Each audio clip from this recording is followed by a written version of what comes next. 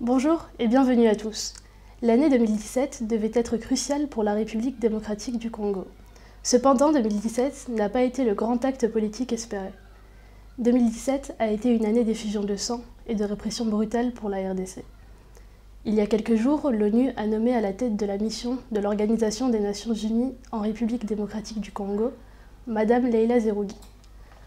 Avant de vous parler de la nouvelle représentante, revenons un peu sur l'histoire de cette mission et de la République démocratique du Congo. Un sujet de Baptiste Téchon.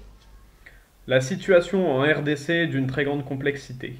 En 1999, cette situation est héritée de l'état de déliquescence dans lequel le régime de Mobutu a laissé le pays, et donc d'un état déstructuré qui avait été artificiellement créé par la colonisation. D'un territoire grand comme l'Europe, et peuplé par seulement 60 millions d'habitants, parlant 250 langues différentes. En 1994, par exemple, des Congolais rwandophones voient arriver des anciennes milices génocidaires et des anciennes forces armées rwandaises installées dans la province du Kivu. À cela s'ajoute le pillage permanent dont souffre ce pays, qui voit ses énormes richesses volées depuis 2 siècles par les nombreuses multinationales qui utilisent les rivalités locales. Cela est le même procédé qu'en Amérique latine. Enfin, depuis 1998, la deuxième guerre du Congo complique encore plus la situation. C'est à ce moment que l'ONU met en place la mission de MONUSCO, pour ramener la paix dans ce pays. Elle fait face à la guerre du Kivu, fait respecter les accords de cessez-le-feu et fait rentrer au Rwanda les ex-génocidaires rwandais. Le rôle de la MONUSCO a été confirmé et repris dans l'accord cadre pour la paix, la sécurité et la coopération pour la République démocratique du Congo et la région de 2013. La mission MONUSCO est à l'origine une réponse des Nations Unies à la crise géopolitique. Maintenant, elle est une réponse à la crise électorale. Une crise qui est survenue en 2015-2016 à la suite de la décision du président Kaliba de ne pas quitter la présidence après la fin de son 2e mandat. La constitution de la RDC interdit d'aller au-delà de 2 mandats. Kaliba contourne cela en repoussant la date des élections année après année.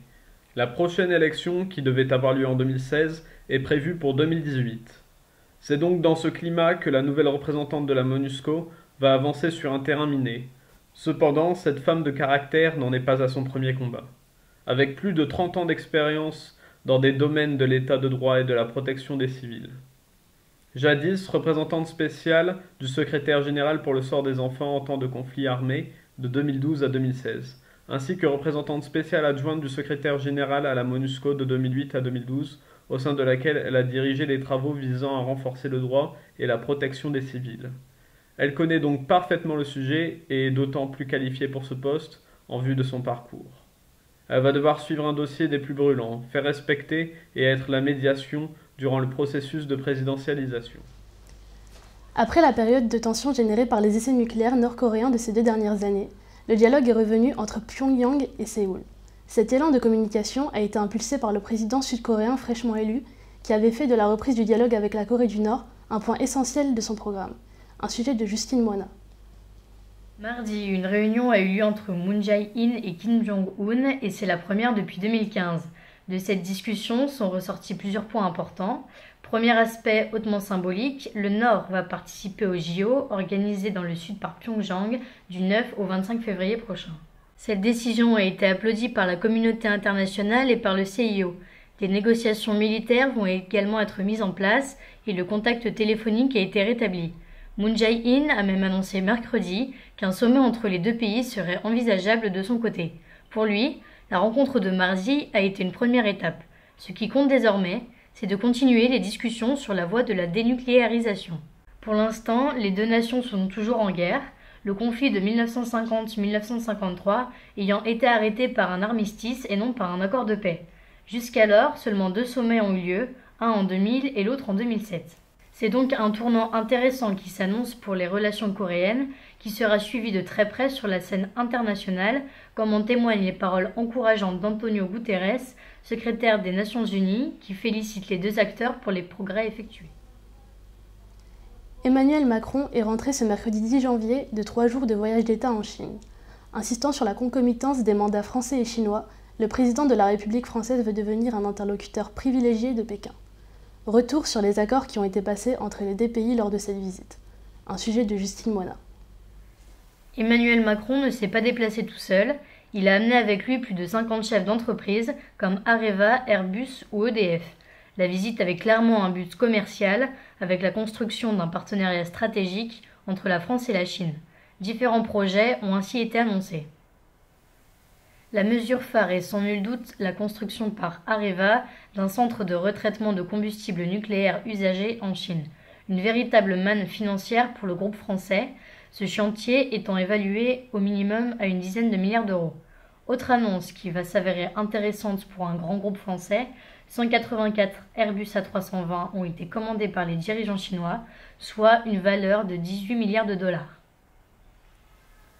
Macron a également déclaré que le réacteur EPR construit par EDF au sud de la Chine serait opérationnel d'ici 6 mois. Ayant pour but d'améliorer la sécurité et la rentabilité des centrales nucléaires, le réacteur chinois serait le premier à entrer en fonction dans le monde.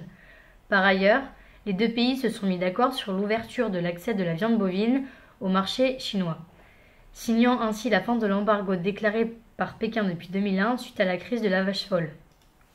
Enfin, sur le plan culturel, une convention doit être signée d'ici 6 mois pour créer un centre Pompidou provisoire à Shanghai pour une durée de 5 ans. Ce bâtiment serait amené à accueillir des œuvres françaises telles que l'exposition qui avait eu lieu au château de Versailles en 2014, La Chine à Versailles, art et diplomatie au XVIIIe siècle. L'Agence des Nations Unies pour les réfugiés a appelé Israël à ne pas continuer sa politique de réinstallation forcée d'Érythréens et de Soudanais dans un pays tiers d'Afrique subsaharienne. Ce plan, déjà amplement critiqué lors de son annonce l'an dernier, fait à nouveau débat car le Premier ministre israélien, Benjamin Netanyahou, a déclaré la semaine dernière sa mise en application. Un sujet de Justine Moina.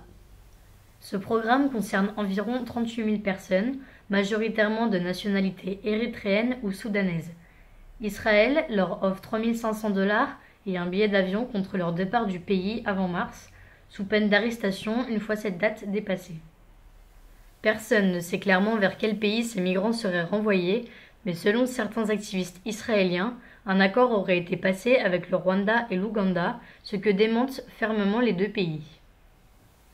Un manque de transparence criant que dénonce le HCR, pour qui le programme n'est pas cohérent et ne résoudra pas l'importante hausse des flux migratoires. Les personnes relocalisées de force par Israël le sont, bien souvent dans des conditions dangereuses. Le HCR a pu interroger 80 individus qui avaient été envoyés au Rwanda. En arrivant sur place, ils n'ont été que très peu aidés et se sont sentis menacés en raison de l'argent qu'ils possédaient. Par ailleurs, ces personnes ont décidé de repartir vers l'Italie et ont dû, pour ce faire, traverser des zones conflictuelles telles que le Soudan ou encore la Libye. L'agence de l'ONU s'est même proposée de réinstaller ces personnes grâce à des canaux officiels. C'est une information de The Indian Express. À un peu plus d'1 an de la fin de son mandat, Narendra Modi, chef du gouvernement indien, a annoncé début de semaine l'instauration d'une sécurité sociale universelle. Programme qui touchera des millions de travailleurs pauvres qui ne bénéficient pas de protection sociale pour l'instant. Un projet qui doit encore être détaillé dont la mise en place risque d'être complexe. Un sujet d'Anaïs Lefebvre. L'Inde et ses 1,3 milliard d'habitants, dont des centaines de millions vivant sous le seuil de pauvreté même en travaillant, devrait voir se créer un régime universel de protection sociale.